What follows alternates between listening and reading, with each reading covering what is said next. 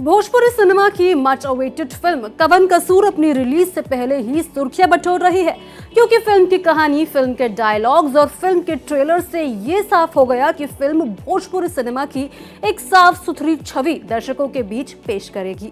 इसी बीच फिल्म की रिलीज से पहले दिल्ली में इसकी खास स्क्रीनिंग रखी गई, जहां पर कई नामचीन हस्तियों ने शिरकत की और फिल्म को लेकर भारत एक्सप्रेस के साथ अपने अनुभव शेयर किए। इसी दौरान लेखक और निर्देशक राधेश्याम राय ने भी फिल्म को लेकर कई अपडेट दिए और अपना भोजपुरी सिनेमा को लेकर भी बातचीत की।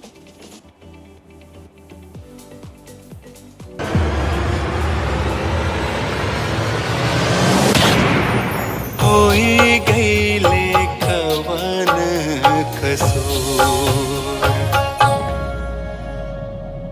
अगर आप भी भोजपुरी फिल्मों के शौकीन हैं और लंबे समय से एक ऐसी फिल्म का इंतजार कर रहे हैं जो मनोरंजन के साथ ही साथ समाज को सकारात्मक संदेश भी दे, तो आपके लिए खुशखबरी है, क्योंकि जल्द ही भोजपुरी सिनेमा में एक नई फिल्म दस्तक देने जा रही है, जिसका नाम है कवन कसूर।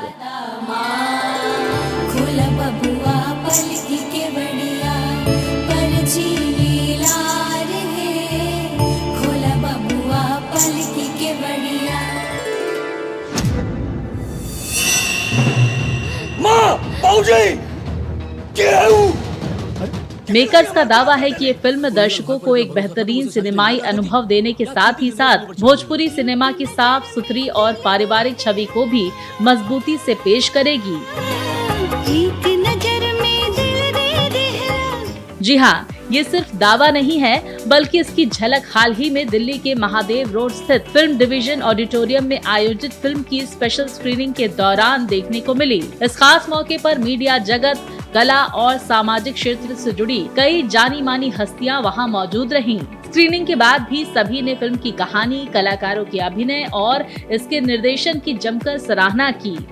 पहले भोजपुरी का जो भी ट्रेंड्स था कि वल्गर होता है, ये होता है, इसमें कुछ भी नहीं था। बहुत अच्छा था, फैमिली के साथ देखने का था। हमें भी बहुत अच्छी लगी, हमने बहुत मेहनत से बनाई है, हमारी टीम ने बहुत अच्छा काम किया है। बहुत अच्छी मूवी लगी और इतनी साफ सुथरी और अच्छी फिल्म भोजपुरी में कम देखने को मिलती है। राधेश्याम जी का मैं बहुत बहुत बधाई उनको दूंगा कि पहली ऐसी फिल्म है जिसमें न तो वो गाली है, न लाली है, न वो एक डायलॉग चलता है ना कि ये फिल्म नहीं, इमोशंस है। जिस तरीके से हमने कौन कसूर देखा, बहुत ही अद्भुत फिल्म है। वास्तविक रूप से मैंने कई भोजपुरी फिल्में देखी हैं। फिल्म स्क्रीनिंग में मौजूद मेहमानों का कहना है कि लंबे समय बाद किसी भोजपुरी फिल्म में बिना किसी फूहड़ता के पूरी गरिमा और संवेदनशीलता के साथ ही साथ समाज और परिवार से जुड़ी कहानी को पर्दे पर उतारने का प्रयास किया गया है। इस दौरान फिल्म के निर्माता और निर्देशक राधेश्याम राय ने भी भारत एक्सप्रेस से खास बातचीत में फिल्म के निर्माण, उसकी सोच और अपने अनुभव साझा किए। तो इस वक्त हमारे साथ फिल्म के लेखक और निर्देशक श्री राधेश्याम राय जी मौजूद है, उनके साथ जुड़ेंगे और उनसे जानेंगे। तो सर, सबसे पहले तो मूवी बहुत ही अच्छी थी, मैंने भी देखी और काफ़ी एंटरटेनिंग लगी, सब कुछ बहुत अच्छा था, सब कुछ उसमें था, इमोशंस, प्यार, कॉमेडी, सब कुछ था। तो आपने जब ये मूवी बनाई, क्या सोच से आपने बनाई सर? बहुत बहुत धन्यवाद। एक नॉन भोजपुरी स्पीकिंग व्यूअर को अगर फिल्म अच्छी लगी, इसका मतलब हमारा प्रयास सक्सेसफुल रहा, हमें अपने प्रयास में सफलता मिली। बहुत बहुत धन्यवाद जी। तो सर, जब आपने ये मूवी लिखी और निर्देशक इसका आपने करा, तो क्या आपके दिमाग में थॉट आया था लिखने से पहले और क्या आपने स्टोरी लिखी? अचल, इस फिल्म की स्क्रिप्ट बहुत पहले लिखी जा चुकी थी। अब ये समय का तकाजा कहिए, संयोग कहिए, इसमें बड़ा वक्त लग गया इसके प्रोडक्शन में और फिर इसको रिलीज करने में। Film Bharat express news channel जब लॉन्च हुआ, उससे 1 साल पहले ये फिल्म बन के तैयार हो गई थी। तो इसके बारे में हम लोग सोच रहे थे कि इसको कब रिलीज करें, कब इसकी स्क्रीनिंग करें। तो उस समय ये हुआ कि नहीं, अभी जो प्राथमिक जिम्मेदारी है, एक चैनल है जिसको खड़ा करना, जिसके लिए काम करना, दिन रात लगना होगा। कोई मतलब आधे अधूरे मन से प्रयास उसमें नहीं किया जा सकता।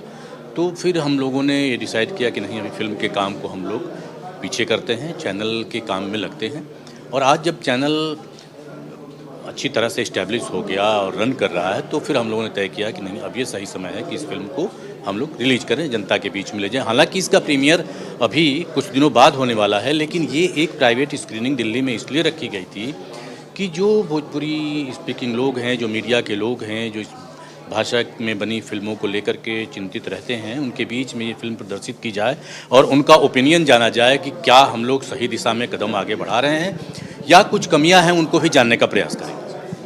जैसे कि आपने कहा कि as a non Bhojpuri speaker जो मैं नहीं बोलती हूँ और फिर भी मुझे मूवी अच्छी लगी, लेकिन अगर हम भोजपुरी सिनेमा की बात करें तो भोजपुरी सिनेमा में ऐसी मूवीज़ बनती है जिसे मतलब काफ़ी ज़्यादा क्रिटिसिज्म का सामना करना पड़ता है लोग। बिल्कुल आपने सही कहा कि भोजपुरी सिनेमा का दुर्भाग्य है कि इसका एक स्वर्णिम अतीत रहा है, बहुत ही शानदार इतिहास रहा है, लेकिन अब नियति का फेर कहें कि बीच के समय में ऐसा दौर आया कि भोजपुरी सिनेमा में जो मेकर आए वो नॉन भोजपुरी क्षेत्रों से थे और उनको सिर्फ व्यवसाय करना था। यहाँ भी कोई दिक्कत नहीं है, अगर फिल्म में फाइनेंस लगता है तो उसको रिकवर भी होना चाहिए, लेकिन फिल्म में अगर फिल्म बनती है तो फिल्म का ग्रामर तो होना चाहिए, फिल्म में कहानी तो होनी चाहिए, उसकी मेकिंग होनी चाहिए, उसमें जो लोग अभिनय करते हैं वो बेहतर अभिनय करें। लेकिन ये भोजपुरी फिल्मों में ये सब मिसिंग है, उसमें कहानी बेसिर पैर की होती है, गाने ऐसे हैं कि आप सुन नहीं सकते, आप घर परिवार तो छोड़िए अकेले में भी नहीं सुन सकते, इतने बकवास गाने हो जाते हैं। अब ये कहूँगा तो कुछ लोग इस पर मेरी आलोचना करेंगे, अपनी चीज़ को हर कोई अच्छा बताता है, लेकिन ये सच है कि भोजपुरी सिनेमा की दशा और दिशा ठीक नहीं है। लेकिन आज जब अपने सारे मित्रों शुभचिंतकों के बीच में ये फिल्म हम लोगों ने दिखाई और उनका जो फीडबैक मिल रहा है उससे ये आज थोड़ी संतुष्टि है कि नहीं, हम लोगों का प्रयास ठीक है, सही दिशा में हम लोग आगे बढ़ रहे हैं। और एक ये भी मैं यहाँ अंडरलाइन करना चाहूँगा कि भोजपुरी सिनेमा बनाने वाले मिनिमम इतनी कोशिश करें, कम से कम ऐसी फिल्म बनाएं, इसके आगे तो अनंत आकाश है, जितना बेहतर बनाना है बनाइए। साउथ की फिल्मों का मजाक एक ज़माने में उड़ाया जाता था और उसको लेके बड़ी आलोचना होती थी, लेकिन आज साउथ की फिल्में कहाँ खड़ी हैं?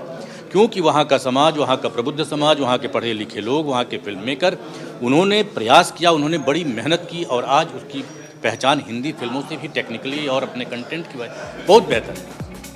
इस विशेष स्क्रीनिंग में पहुंचे मीडिया जगत के वरिष्ठ पत्रकारों, बुद्धिजीवियों और फिल्म समीक्षकों ने भी कवन कसूर को भोजपुरी सिनेमा के लिए एक नई और सकारात्मक शुरुआत बताया। उनका मानना है कि आज के दौर की चकाचौंध में तेज तर्रार संगीत और अनावश्यक मसाले से अलग ये फिल्म दर्शकों को भोजपुरी समाज की मिट्टी की खुशबू, रिश्तों की गर्माहट और पारिवारिक मूल्यों से जोड़ने का काम करती है। फिल्म की सबसे बड़ी ताकत इसकी संवेदनशील कहानी और सामाजिक सरोकारों से जुड़ा संदेश बताया जा रहा है। सर, अभी आप भोजपुरी फिल्म कवन कसूर देख कर आए हैं, कैसी मूवी लगी आपको? भोजपुरी के लिए तो ये एक फिल्म एक इतिहास रचने वाला है, क्योंकि इतना अच्छा, इतना शानदार स्क्रिप्ट, इतना शानदार एडिटिंग, इतना अच्छा म्यूज़िक, लिरिक्स इतना अच्छा और इसकी पैकेजिंग इतनी अच्छी कि मैं ये कहना चाहूँगा कि ज़रूर हर किसी को ये फिल्म देखना चाहिए। अगर इस फिल्म को मिस करेगा कोई भी तो बहुत बड़ा चीज़ मिस करेगा, क्योंकि भोजपुरी फिल्म ऐसा बहुत कम देखने को मिलता है।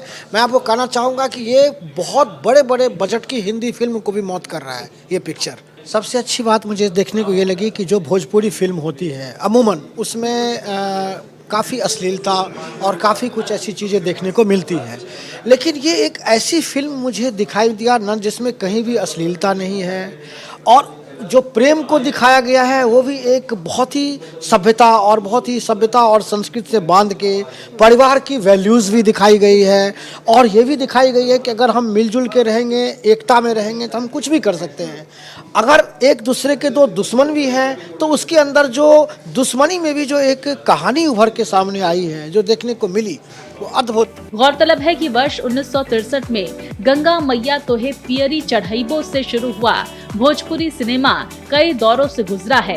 कभी अपनी पारिवारिक और सामाजिक फिल्मों के लिए पहचान बनाने वाली ये इंडस्ट्री समय के साथ अश्लीलता और फूहड़ कंटेंट को लेकर आलोचनाओं का भी सामना करती रही है। ऐसे समय में कवन कसूर जैसी फिल्में ये उम्मीद जगाती हैं कि भोजपुरी सिनेमा एक बार फिर से अपनी मूल पहचान और सांस्कृतिक विरासत की ओर लौट रहा है। भारत एक्सप्रेस की संवाददाता आंचल मित्तल से बातचीत करते हुए स्क्रीनिंग में पहुंचे कई नामचीन मेहमानों ने भी फिल्म को भोजपुरी सिनेमा के लिए एक सकारात्मक बदलाव बताया और दर्शकों से इसे परिवार के साथ सिनेमा घरों में देखने की अपील की। तो इस वक्त हमारे साथ सुब्रांश राय जी मौजूद है, जो खुद भी एक फिल्म प्रोड्यूसर है। इनके साथ जुड़ेंगे और इनसे पूछेंगे कि इन्हें मूवी कैसी लगी। तो सर, कैसी मूवी लगी आपको? देखिए, दो बातें हैं। पहली इम्पॉर्टेंट बात यह है कि बहुत कम लोग हैं जो हिम्मत कर पाते हैं भोजपुरी जैसा कुछ बनाने की, क्योंकि आज का दौर व्यावसायिक फिल्मों का दौर है और हर कोई व्यक्ति जो है वो पहले प्रॉफिट सुनिश्चित करता है। लोगों को अपने मिट्टी, अपनी भाषा, अपनी पहचान और अपने उस ज़मीन की याद शायद कम आती है। तो मैं इसके लिए बहुत सारा साधुवाद और धन्यवाद सबसे पहले राधेश्याम राय जी को देना चाहूँगा कि उन्होंने इस फिल्म के माध्यम से अपनी भाषा, अपनी आवाज़, अपने पहनावा, अपनी पहचान और अपने पूर्वांचल को दिखाने का प्रयास किया। एक दूसरी इम्पॉर्टेंट बात है कि ये फिल्म कुछ मामलों में थोड़ी अलग है। भोजपुरी में नॉर्मली हम लोग देखते हैं जिसमें अश्लीलता जो है वो सर्वोच्च होती है। इस फिल्म में अश्लीलता का मुझे अभी नहीं देखा और जो सबसे मज़ेदार चीज़ दिखी वो वैसा लगा कि ये हम सबके घर की कहानी है।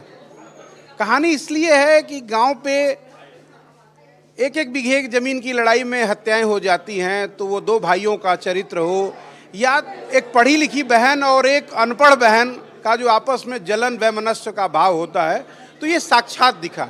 तो मैं बहुत ढेर सारे हृदय से उनको साधुवाद और बधाई देता हूँ और मैं आग्रह करता हूँ भारत एक्सप्रेस और आपके माध्यम से कि और बहुत सारे लोग जो हैं वो भोजपुरी फिल्मों में आएँ, फिल्में बनाएं, तभी ये भाषा और ये क्षेत्र, ये समाज और सबसे बड़ी बात हमारे भाषा की मिठास जिंदा रह पाएगी। अब सभी की निगाहें फिल्म की रिलीज पर टिकी हैं।